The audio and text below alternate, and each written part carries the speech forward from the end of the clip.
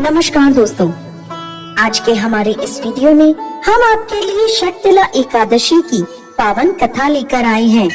यह कथा स्वयं भगवान श्री हरि विष्णु ने नारद मुनि से कही थी। एक समय की बात है, किसी गांव में एक ब्राह्मणी रहती थी। वह सदैव व्रत पूजन आदि में लगी रहती थी, परंतु उसने कभी भी कोई भी दान पुण्य नहीं किया था।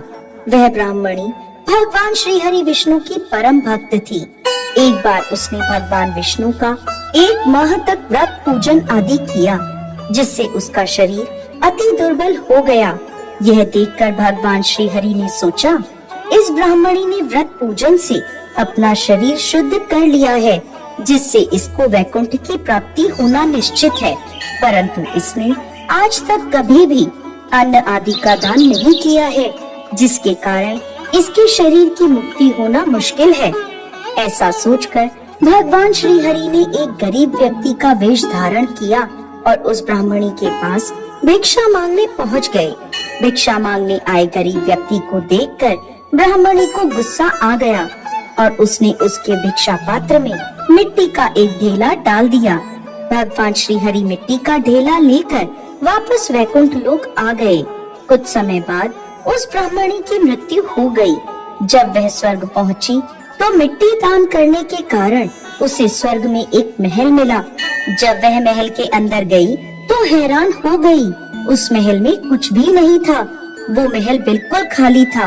वो भगवान श्री हरि के पास गई और हाथ जोड़कर कहने लगी, भगवान, मैंने तो सच्चे मन से आपकी पूजा व्रत आदि करे हैं, परंतु फिर भी मेरा घर अन्न वस्त्र आदि से शून्य क्यों है?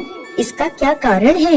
इस पर भगवान श्री हरि बोले, तुम अपने महल में जाओ और उसका दरवाजा अंदर से बंद कर लो। कुछ समय बाद तुम्हारे पास देव कन्याएं आएंगी। तुम उनसे शक्तिला एकादशी का महत्व, व्रत कथा आदि सुनना। इसके बाद ही उन्हें दरवाजा खोलना। ब्राह्मणी ने ऐसा ही किया। जब देव कन्याओं ने उसे शक्तिला एकादशी की व्रत कथा महत्व आदि सुना दिया, तब उसने कन्याओं को दरवाजा खोल दिया। तब उन देव कन्याओं ने देखा कि ब्राह्मणी अभी भी मनुष्य स्वरूप में है।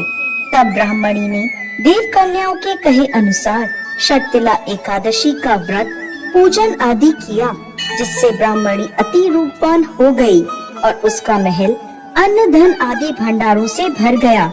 हे विष्णु भगवान, जैसी कृपा आपने ब्राह्मणी पर करी, वैसे ही इस कथा को कहते, सुनते और होकारा भरते सब पर कृपा करना।